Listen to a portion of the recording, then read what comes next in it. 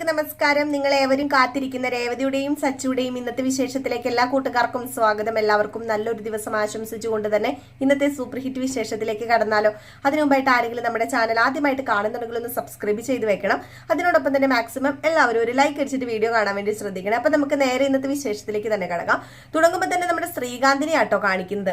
അങ്ങനെ ശ്രീകാന്ത് ഹോസ്പിറ്റലിൽ നിന്നും നമ്മുടെ സച്ചി ആട്ടി ഇറക്കി വിട്ടതിന്റെ വിഷമത്തോടു കൂടി ഇങ്ങനെ നിൽക്കുകയാണ്. എന്തൊക്കെയോ ആലോചിച്ച് പൊട്ടിക്കരയുന്നു. എന്തൊക്കെയല്ല ആലോചിക്കുന്നത്, സച്ചി പറഞ്ഞ ഓരോ വാക്കുകളും ആലോചിച്ച് പൊട്ടിക്കരയുന്ന ഒരു സീൻ തന്നെയാണ് കേട്ടോ. ഏതായാലും ഈ സമയത്ത് നമ്മുടെ വർഷ വരികയാണ്. അപ്പൊ വർഷ വന്നിട്ട് എന്താ ശ്രീകാന്തെ നിനക്ക് പറ്റിയത് എന്ന് ചോദിക്കണം. അപ്പൊ ശ്രീകാന്ത് ഒന്നും മിണ്ടുന്നില്ല. അപ്പൊ വർഷയ്ക്ക് മനസ്സിലായി, അച്ഛനെ കാണാൻ പോയിട്ട് എന്തോ അവിടെ സംഭവിച്ചിട്ടുണ്ടെന്ന് മനസ്സിലായി. ശ്രീകാന്ത് എന്താ പറ്റിയത്, നീ തുറന്നു പറ, നീ നിന്റെ അച്ഛനെ കണ്ടില്ലേ? ഇല്ല, ഞാൻ എന്റെ അച്ഛനെ കണ്ടില്ല. നീ നിന്റെ അച്ഛനെ കണ്ടില്ലെന്നോ? അപ്പൊ ഹോസ്പിറ്റലിൽ നിന്ന് ഡിസ്ചാർജ് ആയി വീട്ടിലേക്ക് പോയോ? ഹോസ്പിറ്റലിൽ നിന്ന് ഡിസ്ചാർജ് ആയിട്ട് വീട്ടിലേക്കൊന്നും പോയില്ല. അച്ഛൻ ഹോസ്പിറ്റലിൽ തന്നെയുണ്ട്. അച്ഛന് കുറച്ച് സീരിയസ് ആണെന്നാ തോന്നുന്നത്. പക്ഷെ അച്ഛൻ എന്താണ്, ഏതാണ്, എന്ത് സംഭവിച്ചു എന്നൊന്നും എനിക്കറിയില്ല. അതെന്താ നീ അവിടെ വരെ പോയിട്ട് അതൊന്നും തിരക്കാതെ പോകുന്നത്? അതെന്താ നീ അച്ഛനെ കാണാതെ പോകുന്നത് എന്ന് ചോദിച്ചപ്പോഴത്തേക്കും വർഷയോട് പറഞ്ഞു, നീ ഒന്നും അറിയാത്ത പോലെ സംസാരിക്കരുത്. എന്നോട് അവർക്ക് ദേഷ്യമെന്ന് അറിയാലോ. അല്ല, ആരോട് ദേഷ്യമാണെന്ന്? അല്ല, ഞാനൊരു കാര്യം ചോദിക്കട്ടെ ശ്രീകാന്ത്, നിന്നോട് ദേഷ്യമുണ്ടെന്ന് പറഞ്ഞുകൊണ്ട് ഇങ്ങനെ ഒരു അവസ്ഥയിൽ കിടക്കുന്ന അച്ഛനെ അത് എന്തുകൊണ്ട് നിന്നെ കാണിച്ചില്ല? നിനക്ക് നിന്റെ അച്ഛനെ കാണാനുള്ള അവകാശം ഉണ്ടല്ലോ. അത് ഒരിക്കലും ആർക്കും നിഷേധിക്കാൻ പറ്റുന്ന കാര്യമല്ല എന്ന് പറഞ്ഞപ്പം അതൊന്നും എനിക്കറിയില്ല, എന്നെ അച്ഛനെ കാണിച്ചില്ല, എന്നെ അച്ഛനെ കാണിക്കാൻ അമ്മയെ സമ്മതിച്ചില്ല. അമ്മയുടെ സ്വഭാവം ഇങ്ങനെയൊന്നും അല്ലായിരുന്നു. അമ്മയ്ക്ക് എന്നെ ഒത്തിരി ഇഷ്ടമായിരുന്നു. പക്ഷെ ഇന്ന് എന്നോട് എൻ്റെ അമ്മ പെരുമാറിയത് എങ്ങനെയാണെന്ന് നിനക്കറിയാമോ? എന്നെ അവിടെ നിന്ന് ആട്ടിപ്പായിച്ചു. അതുപോലെ സച്ചിയേട്ടൻ എന്നെ എന്തൊക്കെ പറഞ്ഞെന്നറിയാമോ? എല്ലാവരുടെയും സ്വപ്നം ഒരു നിമിഷം കൊണ്ടല്ലേ ഞാൻ തകർത്ത് കളഞ്ഞത്. അതുകൊണ്ടല്ലേ എല്ലാവരും എന്നെ ഇങ്ങനെ വെറുക്കുന്നത് എന്നൊക്കെ പറഞ്ഞ് ശ്രീകാന്ത് അങ്ങ് കരയാൻ തുടങ്ങി. ശ്രീകാന്ത് കരയുന്ന കണ്ട വർഷയ്ക്ക് സഹിക്കോ? വർഷയാണെങ്കിൽ ശ്രീകാന്തെ നീ കരയാതിരിക്കുക, നീ എന്തിനാ കരയുന്നത്? നിനക്ക് നിന്റെ അച്ഛനെ കണ്ടാ പോരെ? അതെ, ഞാനൊരു കാര്യം പറയട്ടെ, നമുക്ക് നിയമത്തിന്റെ വഴിക്ക് പോകാം. ഒരു അച്ഛനെയും ആരും കാണരുത് എന്ന് വിലക്കില്ല. അതങ്ങനെ തന്നെയാണ്. ഏതൊരു മകന് അച്ഛനെ കാണാനും അച്ഛന് മകനെ കാണുവാനുള്ള അവകാശമുണ്ട്. അത് ആര് വിലക്കിയാലേ നിയമം അതിന് സമ്മതിക്കില്ലെന്ന് പറഞ്ഞപ്പോഴത്തേക്കും ശ്രീകാന്ത് പറഞ്ഞു, നിയമം കോപ്പ് എന്നോടൊന്നും പറയേണ്ട വർഷ, എനിക്കൊന്ന് ഫ്രീ ആയിട്ട് ഇരിക്കണം.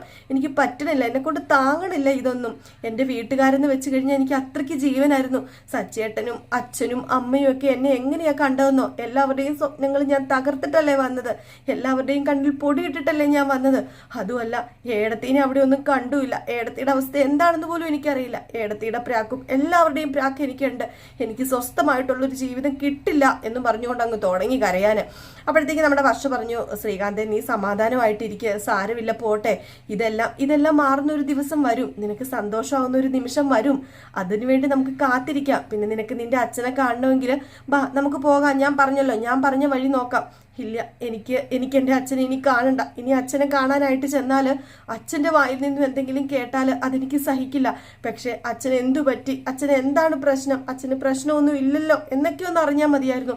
അതിനു പോലും ആരും തയ്യാറായില്ല. അതുപോലും എനിക്ക് ആരും പറഞ്ഞു തന്നില്ല എന്നും പറഞ്ഞുകൊണ്ട് പിന്നെ അങ്ങോട്ട് കരയാൻ തുടങ്ങി കേട്ടോ. അങ്ങനെ നമ്മുടെ വർഷം ഇങ്ങനെ സമാധാനിപ്പിച്ചുകൊണ്ടിരിക്കുന്നു. ഈ സീനൊക്കെ കഴിഞ്ഞ് പിന്നെ കാണിക്കുന്ന സീൻ എന്ന് പറഞ്ഞാൽ നമ്മുടെ രവീന്ദ്രനെ റൂമിലേക്ക് മാറ്റുകയാണ്. ഓപ്പറേഷൻ തിയേറ്ററിൽ നിന്ന് നേരെ റൂമിലേക്ക് മാറ്റിയപ്പം ബോധമൊക്കെ വന്നു കേട്ടോ. ബോധമൊക്കെ ഏകദേശം തെളിഞ്ഞു റൂമിലേക്ക് മാറ്റിയപ്പോഴത്തേക്കും നമ്മുടെ സച്ചിയും ചന്ദ്രയും കൂടി ആദ്യം ചന്ദ്രയാട്ടോ കയറി ചെല്ലുന്നത്. ചന്ദ്ര കയറി ചെന്നിട്ട് നമ്മുടെ രവീന്ദ്രനോട് ഇങ്ങനെ ഓരോ കാര്യങ്ങളൊക്കെ പറഞ്ഞ് കരഞ്ഞിങ്ങനെ നിന്നപ്പോഴത്തേക്കും നമ്മുടെ രവീന്ദ്രൻ ചന്ദ്രയോടും ഓരോ കാര്യങ്ങളൊക്കെ പറഞ്ഞ് സത്യത്തിൽ നമ്മുടെ ചന്ദ്രനെ സമാധാനിപ്പിക്കുക കേട്ടോ രവീന്ദ്രൻ ചെയ്യുന്നത്. ഏതായാലും ഈ ഒരു സമയത്താണ് നമ്മുടെ സച്ചി അങ്ങോട്ടേക്ക് കയറി വരുന്നത്. സച്ചി വന്നു കഴിഞ്ഞപ്പോഴത്തേക്കും അച്ഛൻ കണ്ണു തുറന്ന് കിടക്കുകയല്ലേ. അയ്യോ, പിന്നെ പറയാനുണ്ടോ? കയറി വന്ന് കെട്ടിപ്പിടിക്കുന്നു, ഉമ്മ വയ്ക്കുന്നു, എന്തൊക്കെയോ ചെയ്യുന്നു.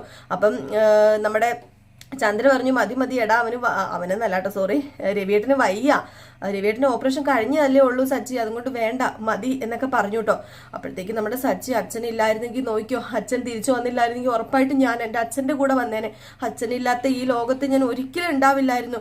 എൻ്റെ അച്ഛനെ നഷ്ടപ്പെടുന്നു ഞാൻ ഓർത്തത്. എൻ്റെ ദൈവം അനുഗ്രഹിച്ചല്ലോ. സത്യമായിട്ടും അച്ഛാ, ദൈവത്തിന് ഞാൻ എൻ്റെ കൺമുമ്പിൽ കണ്ട ദിവസങ്ങളായിരുന്നു കടന്നു പോയത്. ദൈവം ഉണ്ട് അച്ഛാ എന്നും പറഞ്ഞുകൊണ്ട് നമ്മുടെ രവീന്ദ്രനോട് ഓരോ കാര്യങ്ങളൊക്കെ ഇങ്ങനെ പറയുകയാണ്. ഏതായാലും നമ്മുടെ സച്ചിയുടെ കയ്യിൽ ഒരു പൊതി ഉണ്ടായിരുന്നു. അപ്പൊ സംസാരമൊക്കെ കഴിഞ്ഞിട്ട് നമ്മുടെ സച്ചിയാണെങ്കിൽ ഇന്ന ചോറിന്ന എന്നും പറഞ്ഞുകൊണ്ട് ഭക്ഷണം ഇന്നാന്ന് പറഞ്ഞുകൊണ്ട് ഇങ്ങനെ കൈ ഇങ്ങനെ വെച്ച് നീട്ടുകയാണ്. അപ്പൊ വെച്ച് നീട്ടി കഴിഞ്ഞപ്പോഴത്തേക്കും ചന്ദ്ര പറഞ്ഞു, അത് പിന്നെ ഇപ്പൊ രവിയേട്ടനൊന്നും കഴിക്കത്തില്ലല്ലോ, ഡോക്ടർ കഴിക്കുന്ന കാര്യമൊന്നും പറഞ്ഞില്ലല്ലോ, അപ്പൊ കഴിക്കാൻ ചിലപ്പോൾ ഇനി ഒരു ദിവസം കഴിയുമായിരിക്കും, അവർ പറയുമ്പോഴല്ലേ കഴിക്കാൻ പറ്റത്തുള്ളൂ എന്ന് പറഞ്ഞപ്പം ഇത് അച്ഛനുള്ള പൊതിയല്ല, ഇത് അമ്മയ്ക്കുള്ള പൊതിയാ, രാവിലെ മുതൽ പട്ടിണി നിൽക്കണതല്ലേ, ഭക്ഷണം ഒന്നും 2 ദിവസമായിട്ട് ചൊവ്വേ നേരം കഴിക്കണില്ലല്ലോ, അതുകൊണ്ടേ അമ്മ ഒരു കാര്യം ചെയ്യേ, വെറുതെ അസുഖം വരുത്തി വെക്കണ്ട, ഈ ഭക്ഷണം കഴിക്കാൻ പറഞ്ഞു. നമ്മുടെ ചന്ദ്രയുടെ ചങ്ക് തകർന്നു പോയിട്ടോ നമ്മുടെ സച്ചി ഇതൊക്കെ പറയുന്നത് കേട്ടപ്പോഴേ. ഏതായാലും ചന്ദ്ര ഒരു അമ്മയായത്, നമ്മുടെ സച്ചിയുടെ അമ്മയായ ആ ഒരു നിമിഷമാണ് കേട്ടോ നമ്മൾ കാണാൻ പോകുന്നത്. കണ്ണുകൾ നിറഞ്ഞ് ഒരു എന്താ പറയാ, ഒരു സഹതാപത്തോടു കൂടി നമ്മുടെ സച്ചിനെ നോക്കുന്നു. എന്തോ സച്ചിക്കും നമ്മുടെ ചന്ദ്രയോട് സ്നേഹമൊക്കെ ഉണ്ട് എന്ന് ചന്ദ്രയ്ക്ക് മനസ്സിലാവുകയാണ്. അതുപോലെ ചന്ദ്രയ്ക്ക് സച്ചിയോടും ചെറിയൊരു സ്നേഹത്തിന്റെ ആ ഒരു സ്പാർക്കൊക്കെ ഉണ്ടെന്ന് നമ്മുടെ സച്ചിക്ക് മനസ്സിലാകുന്ന ഒരു നിമിഷമാണ്. ഇതൊക്കെ കണ്ടിട്ട് ഏറ്റവും കൂടുതൽ സന്തോഷം ആർക്കാ? രവീന്ദ്രന്റെ കണ്ണങ്ങോട്ട് നനഞ്ഞു ഒഴുകുകയാണ് കേട്ടോ നമ്മുടെ സച്ചിക്ക്. സച്ചി ഒരു അമ്മയുടെ സ്നേഹമാണ് അപ്പം നമ്മുടെ ചന്ദ്രയോട് കാണിച്ചത്. അപ്പം പെട്ടെന്ന് ഇങ്ങനെ ഭക്ഷണം മേടിച്ചിട്ട് വേണ്ട, ഞാൻ ഇപ്പം കഴിക്കണില്ല, രവിയേട്ടൻ കഴിച്ചിട്ട് ഞാൻ കഴിച്ചോളാം എന്ന് പറഞ്ഞപ്പോഴത്തേക്കും രവീന്ദ്രൻ പറഞ്ഞു, ദേ മര്യാദയ്ക്ക് അത് തുറന്ന് എൻ്റെ കൺമുമ്പിൽ വെച്ച് തന്നെ നീ അത് കഴിക്കണത് എനിക്ക് കാണണം. ദേ ഞാൻ ഇപ്പോഴും അറിഞ്ഞത് ചന്ദ്രൻ, നീ ആഹാരം ഒന്നും കഴിച്ചില്ലെന്ന്. നീ അങ്ങനെ ആഹാരം കഴിക്കാതെ പട്ടിണിയൊന്നും ഇരിക്കണതല്ലോ, എന്തെങ്കിലും അസുഖം വരുത്തി വെക്കാൻ എളുപ്പമാണ്, അതുകൊണ്ട് ഒരു കാര്യം ചെയ്യാം, നീ ആഹാരം കഴിക്കാൻ പറഞ്ഞു. അപ്പോഴത്തേക്കും എന്ത് ചെയ്തു, നമ്മുടെ ചന്ദ്ര അവിടെ നിന്ന് ആഹാരം കഴിക്കാൻ കേട്ടോ, അവിടെ ഇരുന്ന് ആഹാരം കഴിക്കുന്നു. അത് കണ്ടുകൊണ്ട് രവീന്ദ്രൻ ഇങ്ങനെ ആസ്വദിക്കുന്നു കേട്ടോ. ഏതായാലും അവരുടെ രണ്ടുപേരുടെ ആ ഒരു സ്നേഹപ്രകടനം, രവീന്ദ്രന്റെയും ചന്ദ്രയുടെയും അങ്ങോട്ടും ഇങ്ങോട്ടും ഭാര്യ ഭർത്താവിന്റെ ആ ഒരു ബന്ധവും ആ ഒരു സ്നേഹപ്രകടനവും ഒക്കെയാണ് അപ്പൊ കാണിക്കുന്നത്.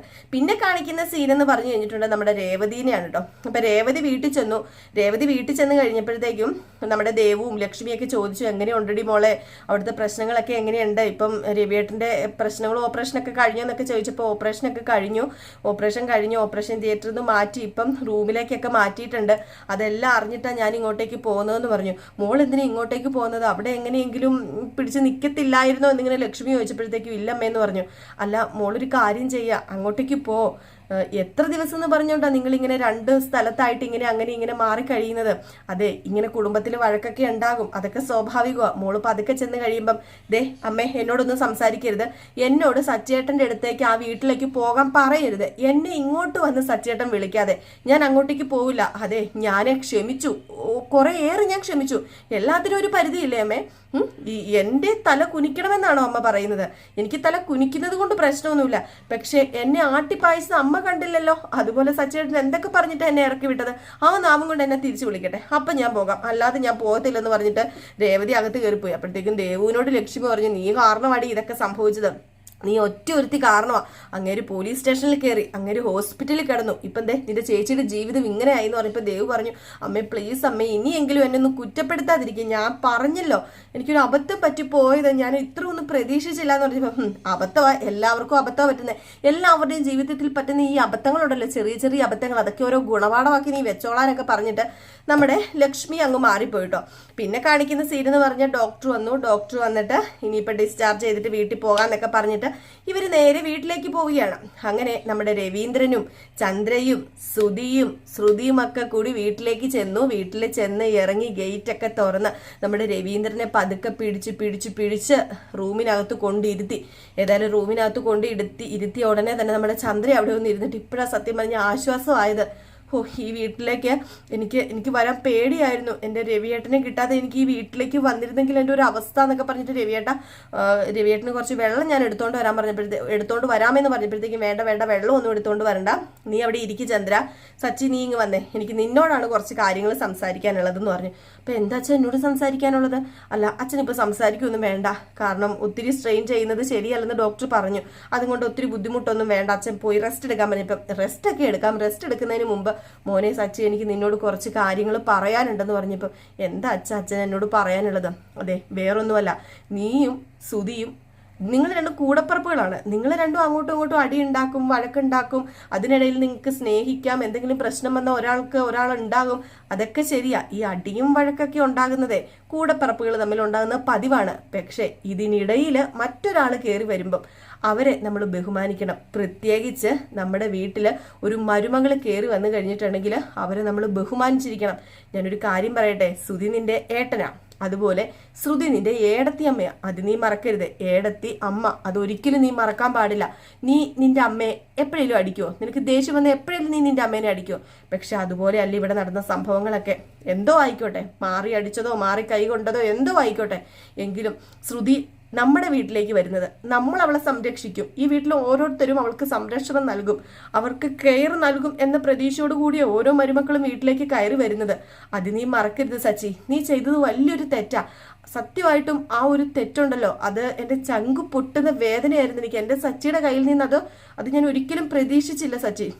അതുകൊണ്ട് നീ ഇപ്പം എൻ്റെ മുമ്പിൽ വെച്ച് തന്നെ ശ്രുതിയോട് മാപ്പ് പറയണം. സച്ചി എന്ത് ചെയ്യാനാന്ന് ഓർക്കണേ. സച്ചി ഒരു നിമിഷം ഇങ്ങനെ സ്തംഭിച്ചു നിന്നു. എന്നിട്ട് സച്ചിക്കാണെങ്കിൽ അപ്പോഴാ ചിന്ത വന്നത്, ഡോക്ടർ പറഞ്ഞായിരുന്നു നമ്മുടെ രവീന്ദ്രന് ഒരു ഷോക്കും കൊടുക്കാൻ പാടില്ല, മനസ്സ് വിഷമിപ്പിക്കുന്ന കാര്യങ്ങളൊന്നും പറയാൻ പാടില്ല എന്നൊക്കെ. അപ്പൊ ഇതൊക്കെ കേട്ട് കഴിഞ്ഞപ്പോഴത്തേക്കും നമ്മുടെ സച്ചിക്ക് എതിര് പറയാൻ പറ്റില്ലല്ലോ. കാരണം എതിര് പറഞ്ഞു കഴിഞ്ഞിട്ടുണ്ടെങ്കിൽ അത് രവീന്ദ്രന് വല്ലാത്ത വിഷമമാകും. അതുകൊണ്ട് നമ്മുടെ സച്ചി പതുക്കെ സർദി പറഞ്ഞു, അത് പിന്നെ അച്ഛ, ഞാൻ സോറി പറയണമെങ്കിൽ, ഞാൻ ക്ഷമ ചോദിക്കണമെങ്കിൽ ചോദിക്കാം, അച്ഛന് വേണ്ടി ചോദിക്കാം. എനിക്ക് വേണ്ടിയല്ല സച്ചി നീ ചോദിക്കേണ്ടത്, നീ നിനക്ക് വേണ്ടി തന്നെ ചോദിക്കണം. ഇനി ഒരിക്കലും നീ ഇത് ആവർത്തിക്കാൻ പാടില്ല. അതുകൊണ്ട് ശ്രുതിയോട് ക്ഷമ ചോദിക്കാൻ പറയുന്നു. അങ്ങനെ നമ്മുടെ ശ്രുതിയോട് ക്ഷമ ചോദിക്കുകയാണ് കേട്ടോ. ശ്രുതിയോട് പറയുന്നു, ഞാൻ എന്തെങ്കിലും തെറ്റ് ചെയ്തിട്ടുണ്ടെങ്കിൽ, എന്തെങ്കിലും തെറ്റ് ചെയ്ത് നിങ്ങളുടെ മനസ്സ് വേദനിച്ചിട്ടുണ്ടെങ്കിൽ ക്ഷമിക്കണം. ഇനി ഒരിക്കലും ഇത് ഞാൻ ആവർത്തിക്കില്ല എന്ന് സച്ചി പറഞ്ഞു. സച്ചി പറയുന്നത് കേട്ടതും നമ്മുടെ ശ്രുതിക്ക് കിട്ടിയ അവസരമല്ല. ശ്രുതി പറഞ്ഞു, അതെ സച്ചി, നീ ചെയ്ത വലിയൊരു തെറ്റാണെന്ന് അച്ഛൻ പറഞ്ഞു തന്നപ്പോഴാണ് നിനക്ക് മനസ്സിലായതല്ല, നിനക്ക് സ്വയം ഒരു ബോധത്തിൽ നിനക്ക് മനസ്സിലായതല്ലെന്ന് എനിക്കറിയാം. എങ്കിലും ഞാൻ പറയുക, നിനക്ക് ഇപ്പം മനസ്സിലായല്ലോ ഇത് തെറ്റൊക്കെയാണെന്ന്. അതുകൊണ്ട് ഇനി നീ നിന്റെ ഏട്ടനെ ഒരിക്കലും നീ നിന്റെ ഏട്ടനെ കുറ്റപ്പെടുത്താൻ പാടില്ല. ഒരിക്കലും നിന്റെ ഏട്ടനെ നീ തരം താഴ്ത്തി സംസാരിപ്പിക്കാൻ പാടില്ല. നീ എനിക്ക് എത്രമാത്രം റെസ്പെക്ട് തരുന്നോ ആ ഒരു റെസ്പെക്ട് നിന്റെ ഏട്ടന് നീ കൊടുക്കണം. എനിക്ക് സത്യം പറഞ്ഞാൽ എനിക്ക് റെസ്പെക്ട് കിട്ടിയില്ലെങ്കിലും കുഴപ്പമില്ല. ഒരിക്കലും എൻ്റെ ഭർത്താവിനെ എൻ്റെ മുമ്പിൽ വെച്ച് നീ നാണം കെടുത്തരുത്, ഒരിക്കലും എൻ്റെ ഭർത്താവിനെ നീ തരം താഴ്ത്തരുത് എന്നൊക്കെ ഇങ്ങനെ പറഞ്ഞ് നമ്മുടെ ശ്രുതി ഇങ്ങനെ ഓരോ വാക്കുകൾ പറയാണ്. ഇത് കേട്ട് കഴിഞ്ഞപ്പോഴത്തേക്ക് നമ്മുടെ സച്ചിക്ക് കാലിൽ നിന്ന് ഇങ്ങനെ പെരുവിരലിൽ നിന്ന് തരിച്ചു കയറുന്നുണ്ട്. പക്ഷെ എന്ത് ചെയ്യാൻ പറ്റും, ഈ ഒരു അവസരത്തില് സച്ചി ഏതായാലും പറഞ്ഞു, സോറി ക്ഷമിക്ക്, ഞാൻ ഇനി അങ്ങനെ ഒന്നും ചെയ്യില്ല എന്ന് എന്നൊക്കെ അങ്ങ് പറഞ്ഞ് ഏതായാലും മുഴിപ്പിച്ചു. ഏതായാലും ഇത് കഴിഞ്ഞപ്പോഴത്തേക്കും നമ്മുടെ രവീന്ദ്രൻ അവിടെ ഇരുന്നു. രവീന്ദ്രൻ അവിടെ ഇരുന്ന് കഴിഞ്ഞപ്പോൾ മെഡിസിനും ഓരോ കാര്യങ്ങളൊക്കെ ഇങ്ങനെ എടുക്കുകയാണ്.